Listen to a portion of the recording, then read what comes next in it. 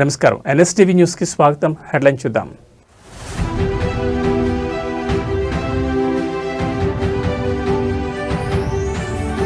భద్రాద్రిలో పులి కలకలం. ఆళ్లపల్లి అటవీ ప్రాంతంలో పెద్ద పులి సంచారం.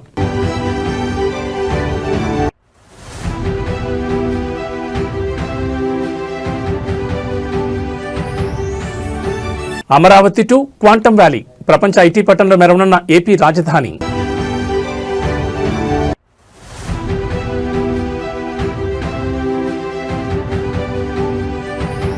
కేరళ బస్సు ఘటనతో మేల్కొన్న సమాజం.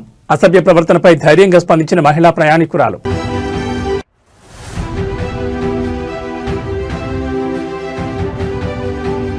టీ20 వరల్డ్ కప్ 2026లో నేటి నుంచి అసలైన మధ్య. టాప్ 8 జట్ల మధ్య హోరాహోరీ పోరుకు సర్వం సిద్ధం.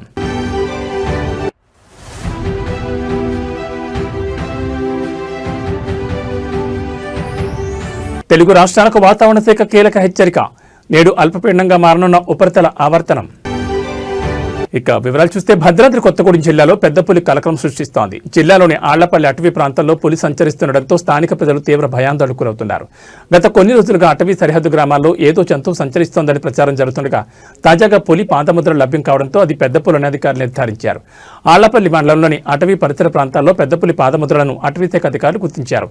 ఈ పాదముద్రల ఆధారంగా పులి సంచారంపై క్లారిటీ రావడంతో యంత్రాంగం అప్రమత్తమైంది. ముఖ్యంగా పశువుల కాపరులు, అటవీ ఉత్పత్తుల సేకరణకు వెళ్లే గిరిజనులు ప్రాణభయంతో వణికిపోతున్నారు. పొలం పనులకు లేదా కట్టెల సేకరణకు ఎవరూ ఒంటరిగా అడవిలోకి వెళ్లొద్దని అధికారులు హెచ్చరిస్తున్నారు. అటవీ గ్రామాల్లో రాత్రిపూట బయట తిరగొద్దని, ఇళ్ల ముందు వెలుతురు ఉండేలా చూసుకోవాలని సూచిస్తున్నారు.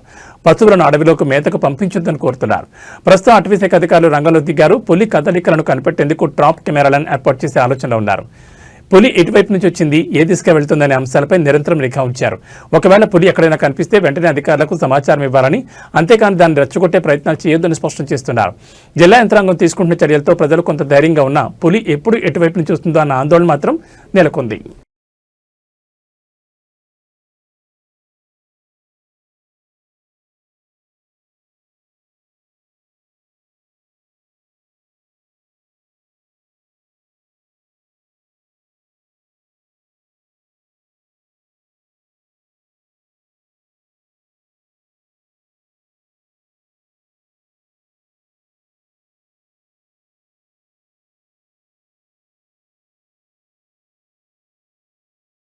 తెలంగాణలో ఆధ్యాత్మిక వైభవం వెల్లివిరుస్తోంది. స్వయంభూ క్షేత్రం యాదగిరిగుట్టలో శ్రీ లక్ష్మీ నరసింహస్వామి వారి వార్షిక బ్రహ్మోత్సవాలు అత్యంత వైభవంగా కొనసాగుతున్నాయి. నేడు ఉత్సవాల్లో అత్యంత కీలకమైన 4వ రోజు క్షేత్రమంతా గోవింద నామస్మరణతో మారుమోగుతోంది. భక్తులు భారీ సంఖ్యలో తరలి రావడంతో యాదగిరి కొండపై భక్తి పార్వత్యం వెల్లివిరుస్తోంది. బ్రహ్మోత్సవాల్లో భాగంగా ఈ రోజు ఉదయం నుంచి స్వామివారికి విశేష అర్చనలు, హోమాలు శాస్త్రోక్తంగా నిర్వహిస్తున్నారు. ఇక నేటి ప్రధాన ఘట్టం రాత్రి జరగనున్న హంస వాహన సేవ. పరమహంస రూపంలో ఉన్న స్వామివారు భక్తులకు దర్శనమివ్వనున్నారు. జ్ఞానానికి, వివేకానికి ప్రతీకైన హంస వాహనంపై నరసింహుడు ఊరేగుతూ భక్తుల కష్టాలు కడతీరుస్తారని అర్చకులు చెబుతున్నారు. రాత్రి ఆలయ మాడవీధుల్లో స్వామివారు హంస వాహనంపై విహరిస్తారు. బ్రహ్మోత్సవాల నేపథ్యంలో సామాన్య భక్తులకు ఇబ్బంది కలగకుండా అధికారులు ప్రత్యేక ఏర్పాట్లు చేశారు. ఆలయ ప్రాంగణంలో నిరంతర ప్రసాద వితరణ, మంచినీటి సదుపాయాలను కల్పించారు. ఉత్సవాల దృష్ట్యా యాదగిరిగుట్ట ఆలయ పరిసరాలు విద్యుత్ దీప కాంతులతో దగదగలాడుతున్నాయి. వేలాదిగా తరలివస్తున్న భక్తుల రద్దీని దృష్టిలో ఉంచుకుని అటు పోలీసు యంత్రాంగం, ఇటు ఆలయ అధికారులు కట్టుదిట్టమైన భద్రతా చర్యలు తీసుకున్నారు. దర్శనానికి వచ్చే భక్తులు, అధికారులు సూచనలు పాటించి స్వామివారి కృపకు పాత్రలు కావాలని కోరుతున్నారు.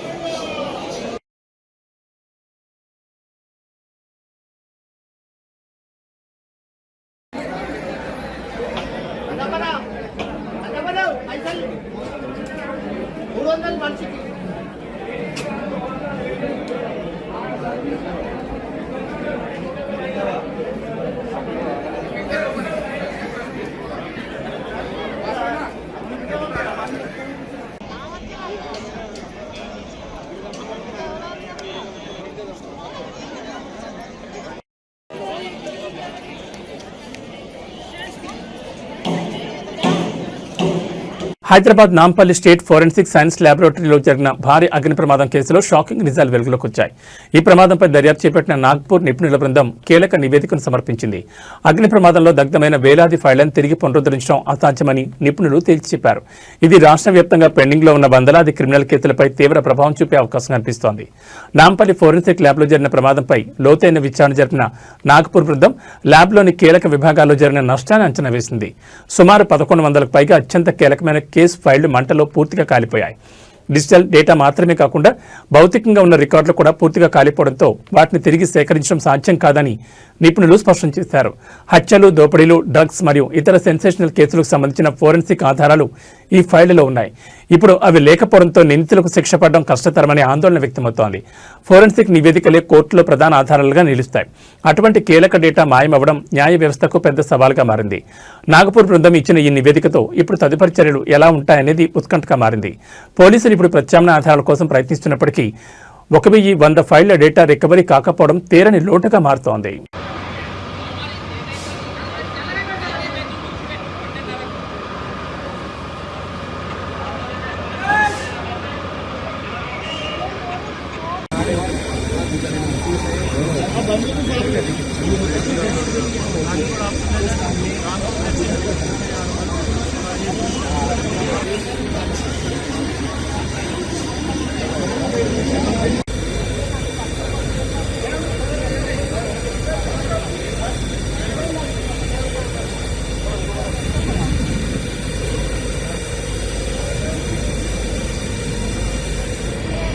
नोटिस किया कि एक स्मोक आ रहा था फर्स्ट फ्लोर से और ऑफिस बॉय ने इमीडिएटली अलर्ट कर दिया ऑफिसर्स को और पुलिस एंड फायर इंजन्स को।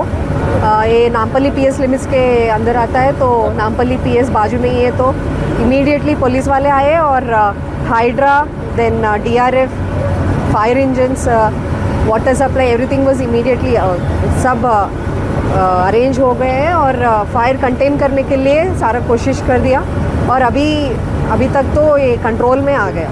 ठीक है, अभी तक हम कुछ नहीं कर सकते हैं, अभी तो कुछ नहीं कर सकते। या ఆంధ్రప్రదేశ్ రాజధాని అమరావతి ప్రపంచ ఐటీ పట్టణంలో మరోసారి మెరవబోతోంది. ఢిల్లీలో నిర్వహించిన ఇండియా ఏఐ ఇంపాక్ట్ సమ్మిట్లో ముఖ్యమంత్రి చంద్రబాబు నాయుడు సమక్షంలో ఏపీ ప్రభుత్వం కీలక అడుగులు వేసింది. అమరావతిని గ్లోబల్ క్వాంటం వ్యాలీగా మార్చే లక్ష్యంతో అంతర్జాతీయ దిగ్గజ సంస్థలతో ఏకంగా 7 కీలక ఒప్పందాలు కుదుర్చుకుంది. ఐటీ మరియు ఆర్టిఫిషియల్ ఇంటెలిజెన్స్ రంగాల్లో ఏపీని అగ్రస్థానంలో నిలిపేందుకు ఈ ఒప్పందాలు పునాది కానున్నాయి.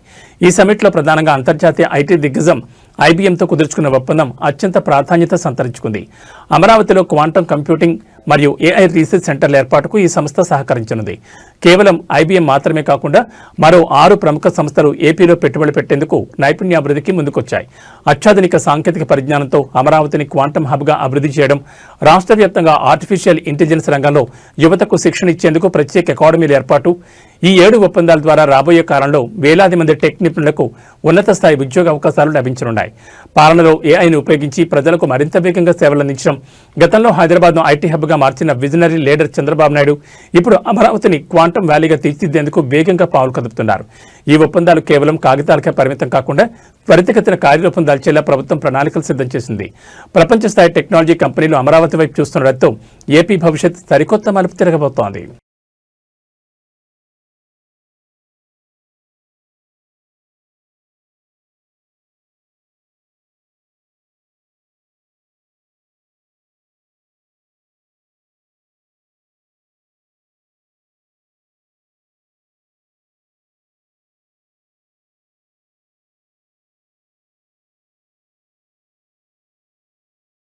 In Andhra Pradesh, we are having Amaravati centric. First time quantum computer we have launched there. As on today, all of us are talking Silicon Valley. Tomorrow, people are going to talk all over the world Quantum Valley. That is Andhra Pradesh. That is in Amaravati. If you name, yesterday, Google chief has announced. Google is investing $15 billion in Visakhapatnam. AI and also data center, 1 gigawatt. Now so many companies are coming to start data centers in Visakhapatnam. Visakhapatnam is going to become data hub and also connecting sea cable to different parts of the world, particularly USA and other parts. Now in Amaravati we have started quantum computing. Now another 2 years time we are going to produce quantum computers also. That ecosystem we are emerging. Now you name anything. Historically if you see, governments are lagging behind. Today our Honorable Prime Minister is leading. When a policy maker of the nation will have a passion to do things, then automatically it will happen. That is the order of the day today. Even in Andhra Pradesh, we are having all my government historical records. It is online. Current data we are updating regularly. We are integrating central government, state government data. India is having a unique advantage, Aadhaar, is UAID. Any identification real time you can do anywhere in the country. That is the biggest advantage. Now we have seen UPI. Now we are number 1 in digital transactions in the world. We have masterized that also. Now if you can go next level AI, we can do wonders.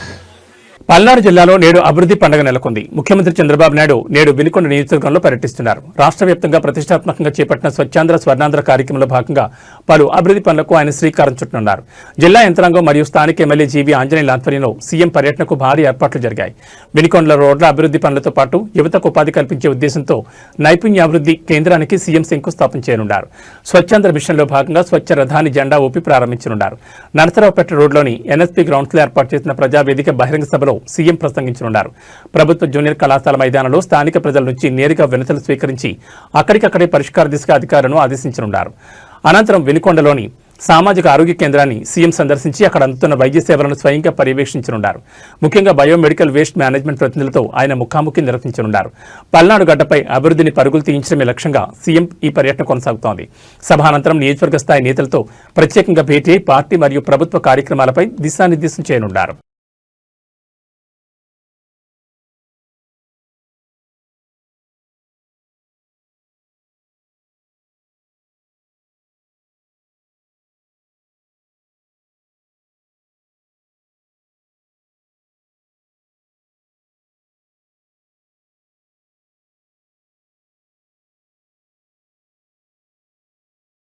పవిత్ర రంజాన్ మాసం సందర్భంగా ఆంధ్రప్రదేశ్ రాష్ట్రంలోని ముస్లిం న్యాయశాఖ ఉద్యోగులకు AP high court కీలకమైన ఊరటనిచ్చింది.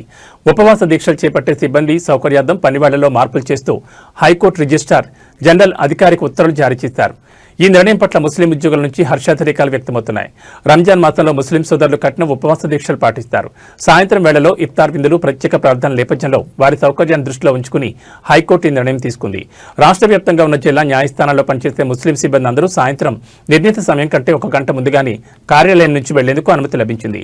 ఈ నెల రోజుల పాటు అంటే రంజాన్ పండుగ ముగిసే వరకు ఈ వెసులుబాటు అమల్లో ఉంటుందని ఉత్తర్వుల్లో స్పష్టం చేశారు. జిల్లా కోర్టులు, సబార్డినేట్ కోర్టులు మరియు ట్రిబ్యునల్స్ లో పనిచేస్తున్న ముస్లిం ఉద్యోగులందరికీ ఈ గంట ముందస్తు సెలవు వర్తించనుంది. పవిత్ర మాసంలో ప్రార్థనలకు ఆటంకం కలగకుండా కుటుంబ సభ్యులతో కలిసి ఇఫ్తార్లో పాల్గొనేందుకు ఈ 1 గంట సమయం ఎంతో కీలకం కానుంది. ఏపీ హైకోర్టు తీసుకునే ఈ మానవీయ నిర్ణయంపై ముస్లిం మైనార్టీ సంఘాలు ధన్యవాదాలు తెలుపుతున్నాయి. న్యాయ వ్యవస్థలో కొనసాగుతున్న పని ఒత్తిడిని దృష్టిలో ఉంచుకుని కూడా భక్తి భావానికి పెద్దపీట వేయడం విశేషం.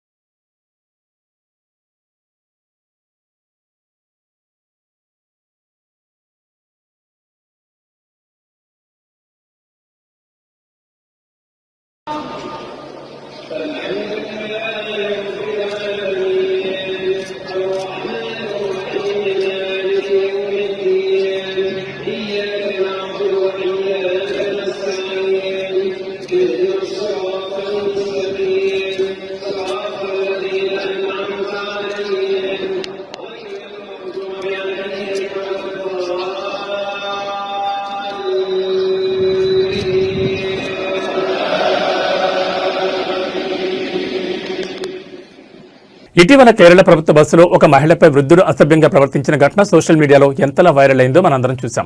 ఆ మహిళ భయపడి వెనక్కి తగ్గలేదు, మౌనంగా భరించలేదు, స్మార్ట్ ఫోన్ ఆయుధంగా మార్చుకుని ఆ దుర్మార్గుడు నైజాన్ని ప్రపంచానికి చాటి చెప్పింది. ఈ ఘటన మనకు ఒక గొప్ప పాఠాన్ని నేర్పిస్తోంది. మహిళలందరికీ మా తరపున ఒకే విన్నపం, మీరు ఎప్పుడైనా ఎక్కడైనా ఇటువంటి అసభ్యకర ప్రవర్తన ఎదుర్కొంటే అస్సలు మౌనంగా ఉండకండి. మీకు రక్షణగా అనిపిస్తే ఆ ప్రవర్తన అక్కడికక్కడే ఖండించండి. నిందితుని గట్టిగా నిలదీయండి. మీ ఫోన్ తీసి వీడియో లేదా ఆడియో రికార్డ్ చేయండి. డిజిటల్ సాక్ష్యం ఉంటే నిందితుడు తప్పించుకోలేడు. తోటి ప్రయాణికులకు లేదా చుట్టుపక్కల వారికి ఈ విషయాన్ని తెలియచేయండి. నిందితుని సమాజం ముందు దోషిగా నిలబెట్టండి. గుర్తించుకోండి, మీ మౌనం నిందితులకు మరింత ధైర్యాన్ని ఇస్తుంది. మీ మౌనం వారిని కాపాడుతుంది తప్ప మిమ్మల్ని కాదు. ప్రభుత్వాలు చట్టాలు చేస్తాయి, పోలీసులు రక్షణ కల్పిస్తారు. కానీ క్షేత్రస్థాయిలో మీరు ధైర్యంగా స్పందించినప్పుడే ఆ చట్టాలకు బలం చేకూరుతుంది. భయం వద్దు, బాధ్యతగా నిలబడండి.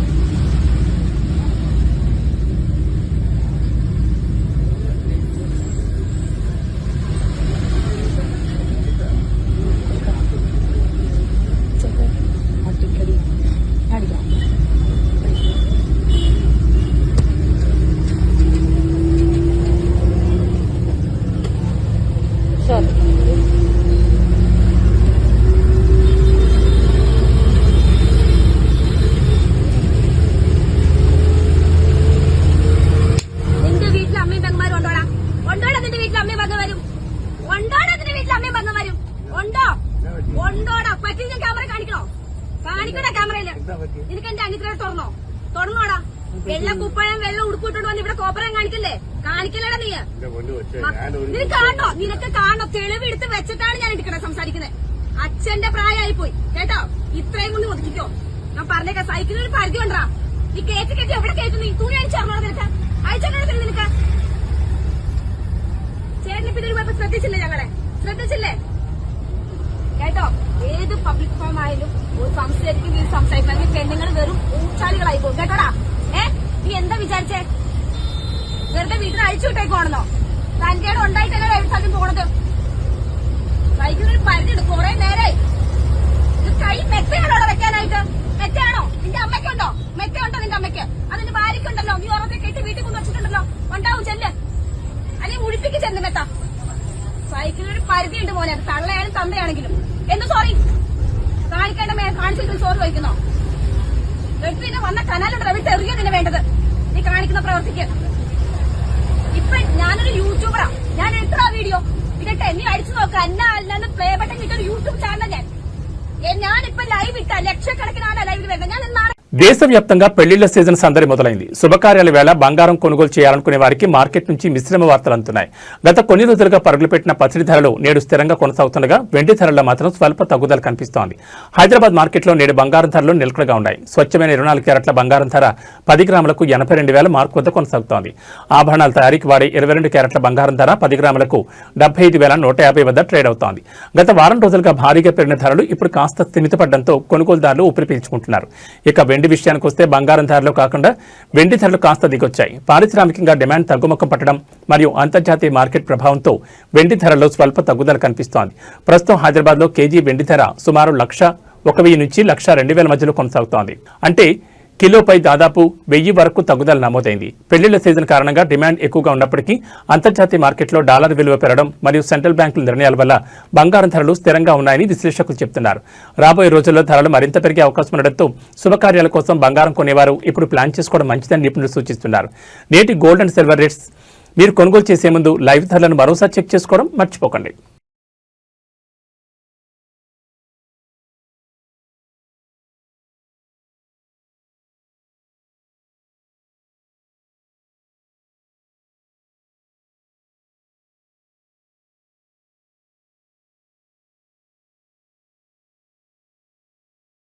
వెండి తెరపై తనకంటూ ఒక ప్రత్యేక గుర్తింపు తెచ్చుకున్న హీరో నవీన్ చంద్ర వరుస విజయాలతో దూసుకుపోతున్నారు. ఇటీవల థియేటర్లో విడుదలై ప్రేక్షకులు తెలియజేసిన ఆయన తాజా చిత్రం హనీ ఇప్పుడు డిజిటల్ ప్లాట్ఫామ్ పై సందడి చేసేందుకు సిద్ధమవుతోంది. పలాస 1978 ఫేమ్ కరుణ్ కుమార్ దర్శకత్వంలో తెరకెక్కిన ఈ సైకాలజికల్ హర్రర్ థ్రిల్లర్ థియేటర్లో విడుదలై కేవలం 20 రోజుల్లోనే ఓటీటీలోకి వస్తుండటంతో సినీ ప్రియుల్లో ఆసక్తి నెలకొంది. ఈ చిత్రం ఫిబ్రవరి 6న థియేటర్లో విడుదలవగా సరిగ్గా 3 వారాల వ్యవధిలోని అంటే ఫిబ్రవరి 27 నుంచి డిజిటల్ స్ట్రీమింగ్ అందుబాటులోకి రానుంది. ప్రముఖ ఓటీటీ సంస్థ సన్ నెక్స్ట్ ఈ సినిమా డిజిటల్ హక్కులను సొంతం చేసుకుంది. నవీన్ చంద్రతో పాటు దివ్య పెళ్లై, బిగ్ బాస్ ఫేమ్ దివి, రాజా రవీంద్ర కీలక పాత్రలో నటించారు. అజయ్ అరసారా అందించిన బ్యాక్గ్రౌండ్ స్కోర్ ఈ సినిమాకు ప్రధాన ఆకర్షణగా నిలిచింది. థియేటర్లో మిశ్రమ స్పందన లభించినట్టుకి హర్రర్ థ్రిల్లర్ జోనర్ ఇష్టపడే వారికి ఓటీటీలో ఈ సినిమా మంచి చాయిస్ అని చెప్పొచ్చు. మూఢనమ్మకాలు ఒక మనిషి జీవితాన్ని ఎలా చిన్నాభిన్నం చేస్తాయనే పాయింట్ను ఈ సినిమాలో చాలా లోతుగా చూపించారు. సో ఈ వీకెండ్లో మీరు ఇంటి వద్దే కూర్చుని వెన్నులో వణుకు పుట్టించే హర్రర్ ఎక్స్పీరియన్స్ కావాలనుకుంటే సన్ నెక్స్ట్లో హనీని మిస్ అవ్వకండి.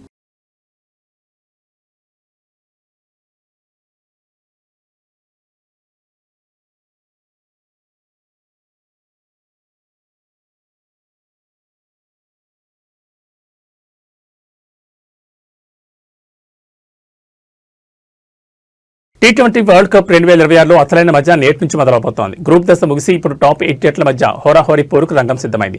నేటి నుంచి సూపర్ 8 సమరం ప్రారంభం కానుంది. తొలి పోరులోనే మాజీ ఛాంపియన్ పాకిస్తాన్, పటిష్టమైన న్యూజిలాండ్ జట్లు తలపడనున్నాయి. సెమీ సిరీస్లో నిలవాలంటే ఈ మ్యాచ్ 2 జట్లకు అత్యంత కీలకం కానుంది. సూపర్ 8లో భాగంగా జరుగుతున్న ఈ తొలి మ్యాచ్పై సర్వత్రా ఆసక్తి నెలకొంది. పాకిస్తాన్ తన పేస్ విభాగంపై ఆశలు పెట్టుకోగా కివీస్ జట్టు తమ నిలకడైన ఆట తీరుతో దెబ్బ కొట్టాలని చూస్తోంది. పాక్ తరపున షాహీన్ అఫ్రిది బౌలింగ్, బాబర్ ఆజం బ్యాటింగ్ కీలకం కానున్నాయి. అటు న్యూజిలాండ్ జట్లో రచిన్ రవీంద్ర, దాలిర్ మిచిల్ వంటి హిట్లర్లు ఫామ్లో ఉండడం వారికి కలిసొచ్చే అంశం. అయితే ఈ హై వోల్టేజ్ మ్యాచ్కు వరుణుడు ఆటంకం కలిగించేలా కనిపిస్తున్నాడు. కొలంబోలో నేడు వర్షం కురిసే అవకాశం ఎక్కువగా ఉందని వాతావరణ శాఖ హెచ్చరించింది. ఆకాశం పూర్తిగా మేఘావృతమై ఉండడంతో మ్యాచ్ ఆలస్యమయ్యే లేదా ఓవర్లను కుదించే అవకాశాలు కనిపిస్తున్నాయి. ఒకవేళ వర్షం వల్ల మ్యాచ్ రద్దయితే ఇరు జట్లకు పాయింట్లు పంచుతారు. ఇది సెమీస్ సమీకరణాలను తారుమార్చేసే ప్రమాదం ఉండడంతో క్రికెట్ అభిమానులు ఆందోళన చెందుతున్నారు. వర్షం తగ్గుముఖం పట్టి పూర్తిస్థాయి మ్యాచ్ జరగాలని కోట్లాది మంది అభిమానులు కోరుకుంటున్నారు. ఈ కీలక పోరులో గెలిచి సూపర్ 8లో శుభారంభం చేసే జట్టు ఏదో చూడాలి మరి.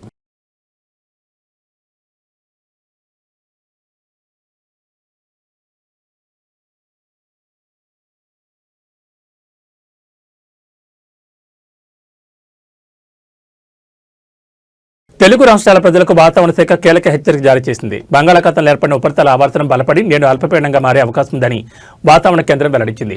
దీని ప్రభావంతో ఆంధ్రప్రదేశ్ మరియు తెలంగాణ రాష్ట్రాల్లో రాగల 4 రోజుల పాటు వాతావరణం అస్థిరంగా ఉండనుంది. పలు ప్రాంతాల్లో మోస్తరు నుంచి భారీ వర్షాలు కురిసే అవకాశం ఉందని అధికారులు హెచ్చరిస్తున్నారు. ఉత్తర కోస్తా మరియు దక్షిణ కోస్తా జిల్లాలో గంటకు 40 నుంచి 50 కిలోమీటర్ల వేగంతో ఈదురుగాలులు వీచే అవకాశం ఉంది. మత్స్యకారులు సముద్రంలోకి వేటకు వెళ్లొద్దని విపత్తు నిర్వహణ శాఖ హెచ్చరించింది. తెలంగాణలోని ఉత్తర మరియు తూర్పు జిల్లాలో అక్కడక్కడ ఉరుములు మెరుపులతో కొన్ని వర్షాలు కురిసే అవకాశం ఉంది. ముఖ్యంగా లోతట్టు ప్రాంత ప్రజలు అప్రమత్తంగా ఉండాలని ప్రభుత్వం సూచించింది. రాబోయే 4 రోజులు ప్రయాణాలు చేసేవారు వాతావరణ పరిస్థితులను గమనించాలని అధికారులు కోరుతున్నారు. కోతకొచ్చిన పంటలు, ఆరబోసిన ధాన్యం విషయంలో రైతులు తగిన జాగ్రత్తలు తీసుకోవాలంటున్నారు. భారీ వర్షం కురిసే సమయంలో విద్యుత్ స్తంభాలు, చెట్ల కింద ఉండొద్దని సూచిస్తున్నారు. అల్పపీడనం మరింత బలపడి వాయుగుండంగా మారుతుందా లేదా అనేది వాతావరణ శాఖ నిరంతరం పర్యవేక్షిస్తోంది. వాతావరణంలో వచ్చే ఎప్పటికప్పుడు మార్పులను తెలియజేస్తోంది. బంగాళాఖాతంలో అల్పపీడనం వాయుగుండంగా మారి వైజాగ్కి 400 కిలోమీటర్ దూరంలో కొనసాగుతోంది. రాగల 24 గంటల్లో ఇది శ్రీకాకుళం జిల్లాకి దగ్గరగా చేరుకునే సూచనలు కనిపిస్తున్నాయి. ఆ తర్వాత అక్టోబర్ 3న గోపాల్పూర్, పూరి మధ్యలో తీరాన్ని తాకనుంది. శ్రీకాకుళం, విజయనగరం జిల్లాల్లో భారీ వర్షాలను నేడు రాత్రి నుంచి చూడగలము. వైజాగ్లో మోస్తరు వర్షాలు మాత్రమే ఉంటుంది. అక్టోబర్ 2, 3 తేదీల్లో ఉత్తరాంధ్ర జిల్లాలను వర్షాలు ముచ్చెత్తనుంది. దాంతోపాటుగా గోదావరి, మధ్య కోస్తాంధ్ర జిల్లాల్లో అక్కడక్కడ మాత్రమే తేలికపాటి వర్షాలు ఉంటాయి. న్యూస్ ముగించే ముందు హెడ్లైన్స్ మరోసారి.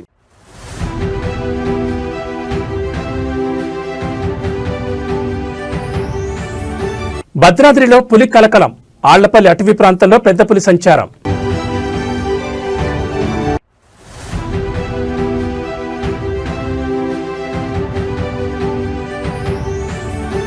అమరావతి టు క్వాంటమ్ వ్యాలీ, ప్రపంచ ఐటీ పట్టణంలో మెరవనున్న ఏపీ రాజధాని.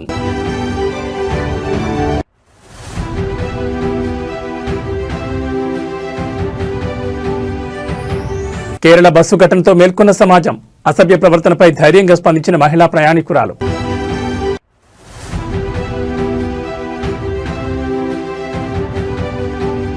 T20 వరల్డ్ కప్ 2026లో నేటి నుంచి అసలైన మధ్య టాప్ 8 జట్ల మధ్య హోరాహోరీ పోరుకు సర్వం సిద్ధం.